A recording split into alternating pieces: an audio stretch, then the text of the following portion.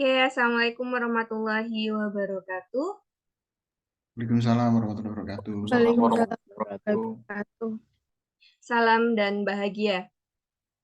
Salam. Sebelum perkuliahan Salam. dimulai, kita berdoa terlebih dahulu menurut agama dan keyakinan masing-masing.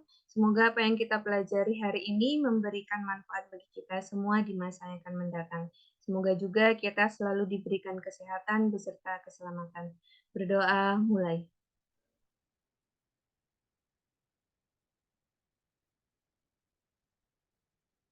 Berdoa selesai. Apa kabar?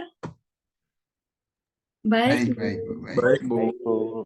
Baik semua ya. Oke, jadi pada pertemuan kali ini kita akan ada perkuliahan di mana perkuliahannya ini akan menggunakan Student Learning Center ya. Jadi fokusnya di kalian yang harus aktif begitu. Kemudian pada materi hari ini seperti yang sudah pernah saya sampaikan saat pertemuan pertama waktu itu saat pemberian silabus beserta RPS-nya. Jadi pada pertemuan kali ini kita akan membahas terkait dengan tren financial technology. Nah, tren financial technology ini berhubungan dengan materi sebelumnya, di mana materi sebelumnya yaitu membahas terkait dengan pengantar financial technology. Gitu ya. Nah, sekarang kita akan membahas trennya. Tren apa sih yang ada di Indonesia? Gitu. Ibu harap nanti kalian bisa aktif dan kondusif begitu ya. Oke, Ibu akan memulai nge-share screen.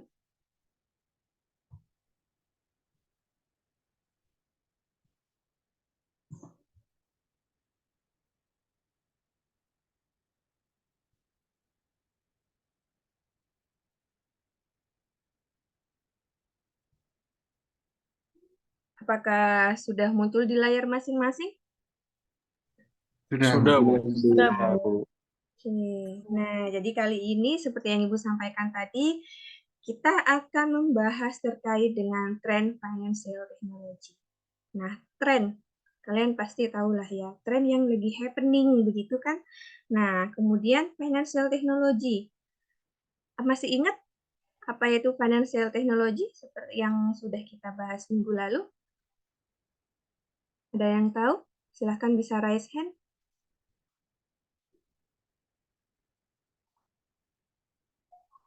Apa sih financial technology? Saya, Bu, Oke, silahkan Mas Rizal. financial technology itu merupakan penggabungan antara jasa dan juga dengan teknologi keuangan gitu. Oke, terima kasih.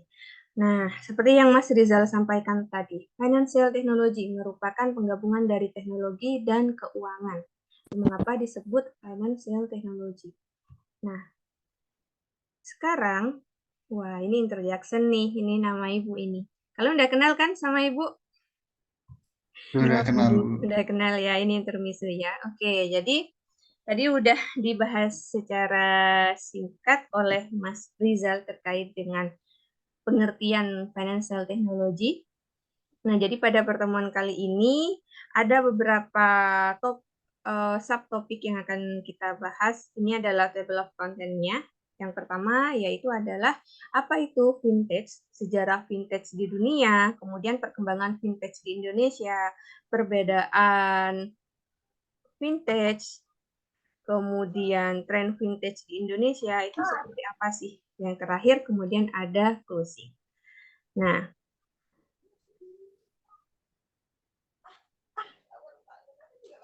apa itu vintage? Tadi udah dijawab oleh Mas Rizal. Nah, vintage itu merupakan sebuah inovasi pada industri jasa keuangan yang memanfaatkan penggunaan teknologi. Ya. Nah, kalian perlu ingat bahwa kita sekarang hidup di era digital, di mana akses teknologi itu sangat gampang sekali. Kalian tinggal megang HP, mau melakukan pinjaman online, udah bisa, udah uangnya di kalian gitu ya. Tinggal nunjukin KTP, mudah sekali sekarang. Tapi jangan sampai kalian terlena dengan kemudahan itu. Apalagi yang sering menggunakan ShopeePay. Bukan cuma ShopeePay aja, tapi SPayLater terutama. Ada yang menggunakan SPayLater di sini? Ada yang menggunakan? Tidak ada. Oh, tidak ada. Bersyukurlah ya kalian tidak ada. Karena ada informasi di beberapa televisi itu saya mendengar bahwa ada beberapa, bukan cuma beberapa sih ya, mayoritas dari mahasiswa dari universitas tersebut ternyata terjerat pinjaman online. Nah, sampai-sampai kampusnya sendiri itu membuat sebuah semacam sarana untuk menyelesaikan masalah mahasiswanya. Karena ketika mahasiswanya meminjam uang secara online tersebut, mahasiswa tersebut membawa nama universitasnya. Sehingga lembaga yang dipinjami, lembaga pinjaman online itu juga menyangkut pautkan dengan nama universitasnya. Itu kan merusak nama baik universitasnya. Nah, jangan sampai kalian juga seperti itu. Tuh, ya. Kalau misalkan ingin meminjam, pastikan kalian tahu pendapatan kalian berapa, pengeluaran kalian per bulannya itu berapa. Dipastikan juga jangan sampai pendapatan itu lebih kecil daripada pengeluarannya. Nanti kalian udah tahu nih pendapatan kalian atau mungkin kalian dapat dari orang tua ya, masih gitu ditransfer sama orang tua misalkan 5 juta per bulannya. Jangan sampai pengeluaran kalian lebih besar daripada 5 juta. Nah, akhirnya kalian nggak apa-apa lah pakai SPayLater gitu ya. Jangan sampai seperti itu. Kalian harus menganalisa di mana dana darurat kalian, di mana saving kalian. Beda ya, saving dengan dana darurat itu beda. Kalau dana darurat kan nanti akan diambil sewaktu-waktu ketika kalian membutuhkan dana. Tapi kalau saving itu akan digunakan untuk kalian sebagai investasi. Paham? Nah, nanti sisanya misalkan nih savingnya 30%, dana daruratnya 20%. Jadi uang yang akan kalian gunakan yaitu adalah 50% dari pendapatan kalian. Dari 50% ini kalian juga harus membuat anggarannya. Mau dibuat apa aja? Bayar kosan kah? Untuk makan perharinya berapa? Dalam 1 bulan nanti berapa? Oke. Nah, kita kembali lagi ke topik. Jadi, selanjutnya kita akan membahas terkait dengan sejarah vintage di dunia. Nah, sekarang itu Ibu akan mengajak kalian traveling. Ya kan? Nah, sejarah vintage di dunia. Let's travel, guys.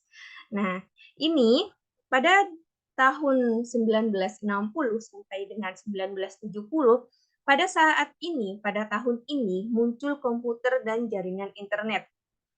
Kemudian pada tahun 1980 barulah pemanfaatan komputer benar-benar dimanfaatkan oleh perbankan. Kemudian pada 1982 pada saat itu baru muncul yang namanya sistem perbankan secara elektronik untuk investor atau e-trade. Lalu pada 1990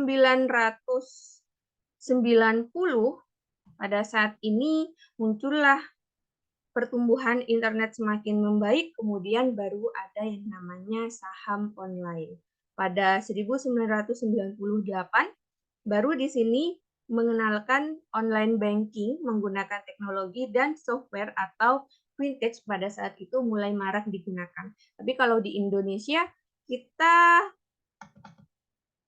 mungkin masih belum kepikiran itu ya, karena pada saat itu kita masih mengalami krisis moneter. Pada saat itu juga kalian udah hadir atau belum? 2005, Bu. Wah, 2005 belum ada mungkin ya, masih ya. Oh, sudah ada dong. Nah, kemudian pada tahun 2005 di sini peer-to-peer lending pertama kali hadir di Inggris.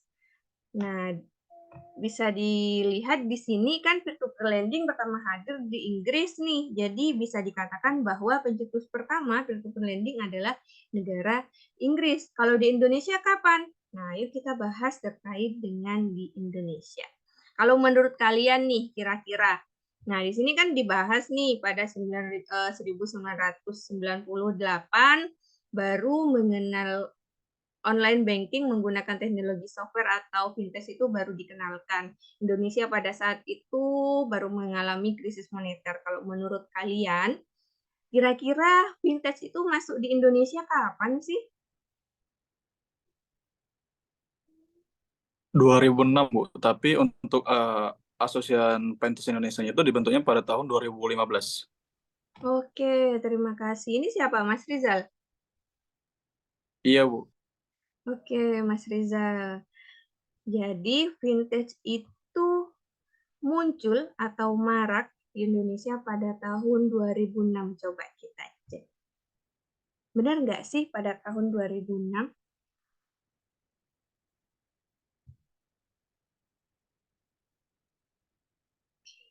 Nah, benar sekali. Jadi vintage itu muncul di Indonesia, berkembang di Indonesia pada tahun 2006.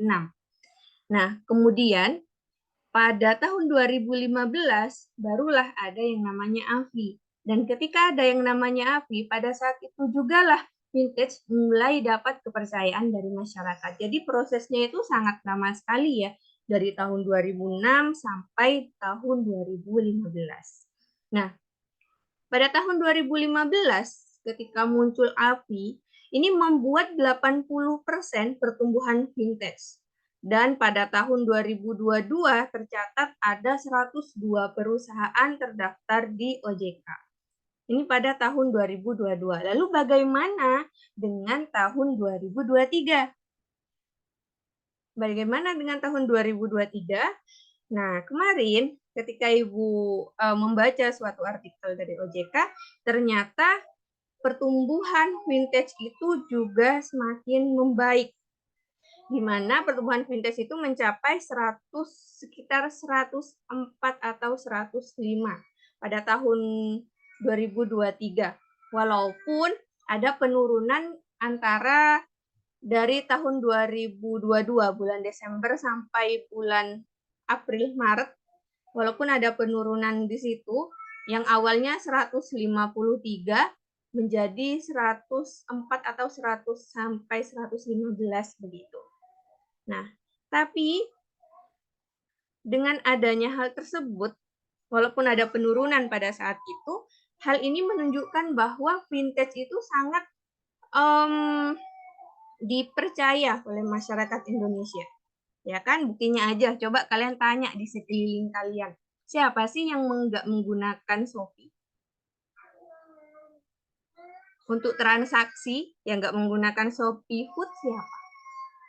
Mungkin ada ya, tapi tidak semuanya. Tapi mayoritas menggunakan financial technology. Walaupun orang-orang tidak tahu kalau kalian pernah saya di kelas MKI, kalau nggak salah kelas manajemen keuangan kelas B, kalau nggak salah di situ saya meminta mereka untuk melakukan observasi di sekitar lingkungan mereka terkait dengan penggunaan vintage. Ketika ditanya, mereka mayoritas menggunakan Shopee untuk membayar, Shopee Pay, gitu ya, untuk bertransaksi. Kemudian menggunakan mobile banking juga. Mereka menggunakan itu, tapi ketika ditanya, Ibu tahu nggak terkait dengan vintage? Lalu jawaban dari Ibu tersebut, ini cerita dari mahasiswa ya, ketika melakukan observasi, ada tugas observasi pada saat itu. Nah, kemudian ketika ditanya, Ibu tahu nggak vintage itu apa? Apa ya, Mas? Vintage itu? Ya, padahal yang digunakan Ibu itu adalah vintage. Ya kan? Memang masyarakat itu belum mengenal terkait dengan vintage. Tapi produk vintage itu mereka mengenal. Nah, itu mengapa vintage, perkembangan vintage di Indonesia itu memang sangat pesat sekali. Apalagi ketika saya baca di Wordstat Wordstat internet apa gitu ya. Jadi Ibu baca di situ bahwa pengguna internet di Indonesia bisa masuk ke 10 besar dunia. Jadi bayangkan, ketika kalian berbisnis di vintage, ya kan, pasar di Indonesia kita sendiri itu sangat berpeluang besar daripada di negara lain. Ya kan? Apalagi negara kita, masyarakat kita masih bisa dikategorikan masyarakat yang konsumtif. Ya kan, mayoritasnya masih konsumtif begitu. Nah, sekarang coba kita lihat perbedaan vintage dan vintage lending. Tadi kan kita udah berbicara terkait dengan vintage nih. Vintage itu apa? Vintage bersifat umum dan tidak terbatas pada satu industri jasa keuangan tertentu. Kalau vintage lending itu apa? Vintage lending itu terbatas pada inovasi jasa keuangan pada transaksi pinjam meminjam. Nah, dari sini kalian bisa membedakan nggak kalau vintage itu apa, vintage lending itu apa menurut kalian?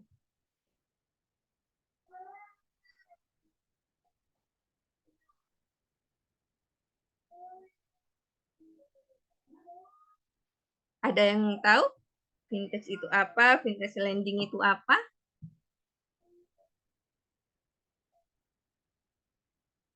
Tadi saya menyebutkan ada produk di situ. Vintage itu kan bentukan secara umum. Di dalamnya itu ada apa aja?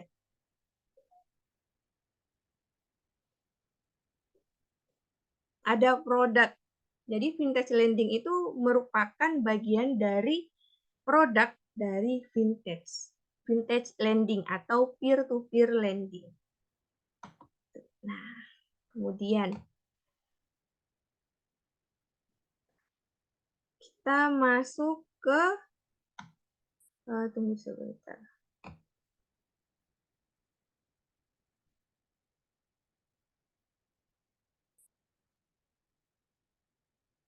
Nah, pertanyaannya adalah, so what vintage atau financial technology that become a trend in Indonesia? Jadi yang lagi ngetrend itu vintage apa sih di Indonesia? Ada yang bisa memberikan jawaban? Yang lagi ngetrend nih, vintage apa tuh di Indonesia? Kalau menurut saya itu digital payment kayak yang lagi ngetren banget di Indonesia kan, lagi menggalakkan uang digital gitu kan Bu, Oke, cashless. oke, benar sekali Mas Eko. Yaitu digital payment ya. Nah, sekarang yang lagi ngetrend itu kan that is one of, jadi satu di antara yang banyak yang lagi tren di Indonesia. Yang paling ngetrend adalah memang digital payment, cashless gitu kan ya. Apalagi sekarang negara Indonesia itu lagi mengembangkan kris untuk mempermudah transaksinya juga, ya kan? Juga Indonesia juga sedang mengembangkan kris untuk bisa digunakan di luar negeri. Contohnya kemarin saat ada kerjasama antara Korea dengan Indonesia, adanya penggunaan mata uang yang dibuat sendiri oleh Rusia, kemudian Rusia dan teman-temannya ya, yang menggunakan mata uang BRICS gitu. Nah, terkait berhubungan dengan itu, kemarin ada isu baru loh, bahwa Amerika itu tidak gagal bayar hutang. Kalian udah baca belum? Udah baca Bu? Terjawablah dari visiting lecture kemarin ya. Kan kemarin Iya. itu dikatakan nggak mungkin Amerika itu runtuh. Nah, dari kalian kan ada yang bertanya kan pada saat itu. Nah, ternyata keesokan harinya saya tuh melihat, walah, ternyata ada ini, ada berita Amerika gagal gagal runtuh atau bukan gagal bayar hutang gitu. Karena pagu kemarin tuh udah dinaikkan di Amerika. Oke, kita kembali lagi ke tren vintage ya. Nah, tren vintage di Indonesia yaitu yang pertama ada peer-to-peer lending.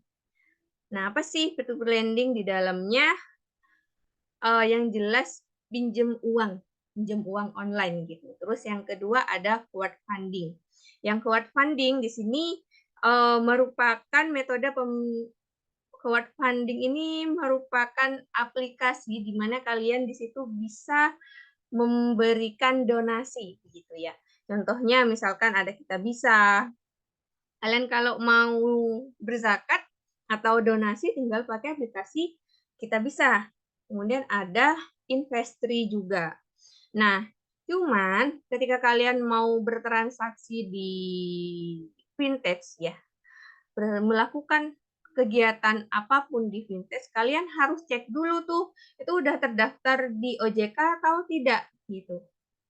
Kalau nggak terdaftar, nggak usah lah. Nggak sebaiknya tidak usah. Cari yang aman saja begitu.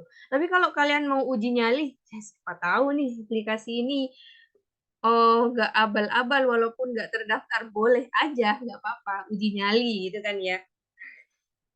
Nah, kemudian lanjut. Yang kedua ada manajemen investasi. Di mana manajemen investasi, di sini ada 2 gambar nih yang Ibu tunjukkan. Kalian tahu nggak sih ini apa? Ini bukan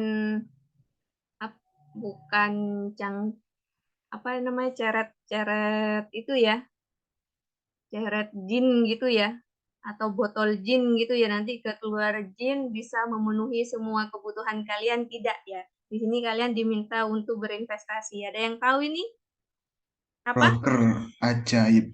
Wah, bener, ajaib. Kalian ada yang menggunakan aplikasi ini?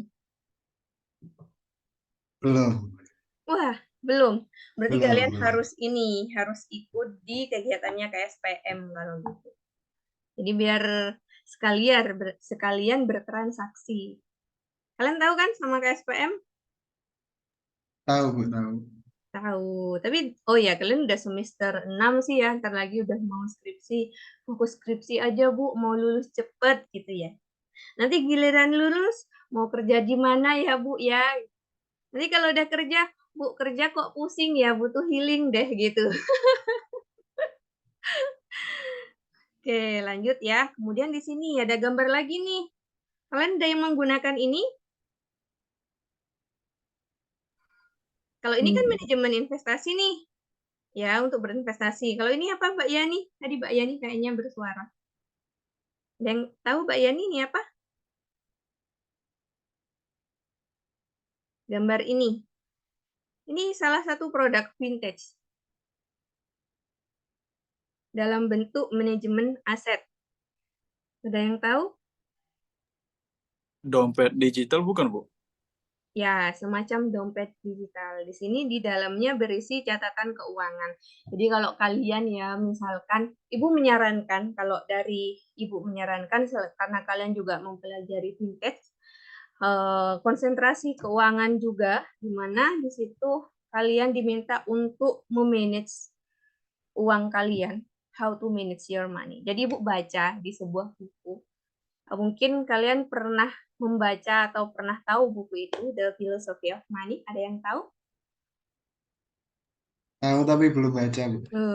Itu keren loh anak-anak. Kalian boleh baca, wajib bahkan.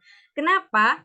Jadi di Psychology of Money itu mengatakan bahwa sepinter-pinternya seseorang, secerdas-cerdasnya seseorang itu tidak ada hubungannya dengan cara mereka memperlakukan atau mengelola keuangannya dengan baik. Jadi pengelolaan keuangannya itu lebih berhubungan dengan sifat kalian, perilaku kalian. Jadi kalau walaupun kalian orang cerdas sekalipun, ya, belum tentu kalian bisa memanage keuangan kalian. Karena how to manage your money is your perilaku gitu. Perilaku kalian. Paham? Nah, itu salah satunya. Nanti Ibu ceritakan lebih lanjut kalau ada waktu. Nah, di sini di catatan keuangan, kalian tinggal memasukkan pendapatan kalian itu berapa, kemudian pengeluaran kalian berapa, Lalu di situ kalian bisa ekspor. Ketika diekspor bisa milih, bisa pakai Excel, bisa pakai PDF begitu. Ibu sudah mencoba udah 2 tahun pakai aplikasi begini. Ini sangat worth it banget. Ini bukan sponsor ya. Bukan ada endorse gitu enggak, tapi memang sangat membantu sekali. Oke, kita lanjut. Nah, yang ketiga, apa sih yang tren di Indonesia? Nah, ini yang salah satu yang sudah disebutkan oleh Mas Eko tadi, yaitu payment clearing and settlement. Tuh. Ada yang menggunakan salah satu ini? Gambar di sini? Ada Ada. Ada, Bu. Brimo. Ada yang pakai Dana juga? Ada, Bu. Oh, oke. Nah, kemudian selain payment clearing and settlement, jadi kalau payment clearing and settlement itu menjadi satu kesatuan ya. Menjadi satu kesatuan seperti apa? Jadi pembayaran, transaksi, terus apa namanya, di payment gateway itu udah jadi satu kesatuan. Kalau kalian lihat di Brimo, di situ kalian bisa membayar, bisa mentransfer, dan banyak lagi. Itu adalah payment clearing and settlement. Menjadi satu kesatuan biasanya disebutkan payment gateway. Nah, kemudian yang terakhir yang juga ngetren di Indonesia, tapi ini untuk di kalangan yang bukan pembisnis atau calon investor mungkin agak asing. Tapi ini sudah banyak marak sekali digunakan oleh para calon-calon investor yang ingin berinvestasi. Jadi market aggregator. Apa itu market aggregator? Jadi jenis vintage yang saat ini mengacu pada portal yang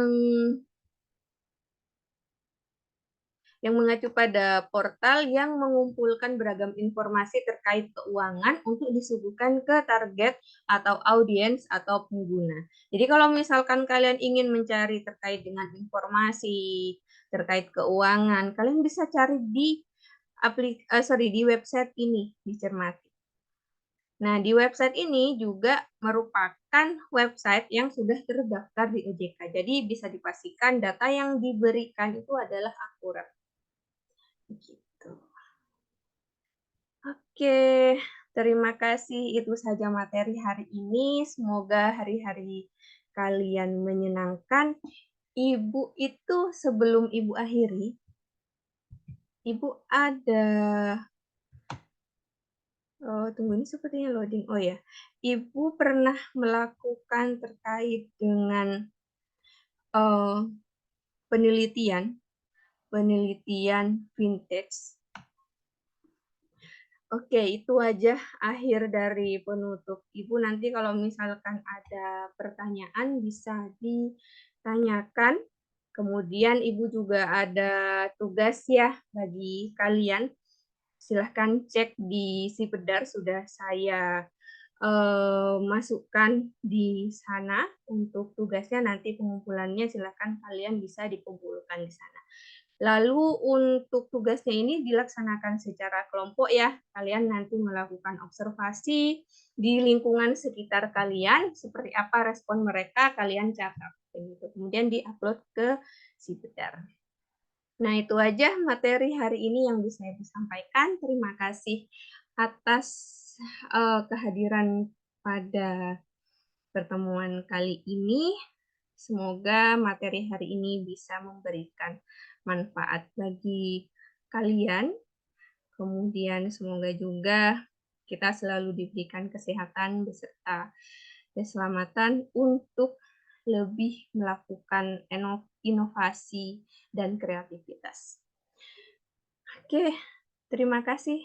Saya akhiri. Wassalamualaikum warahmatullahi wabarakatuh. Salam dan bahagia. Terima kasih, Bu. Waalaikumsalam. Salam. Oke, tunggu sebentar ya. Saya cek kehadiran kalian.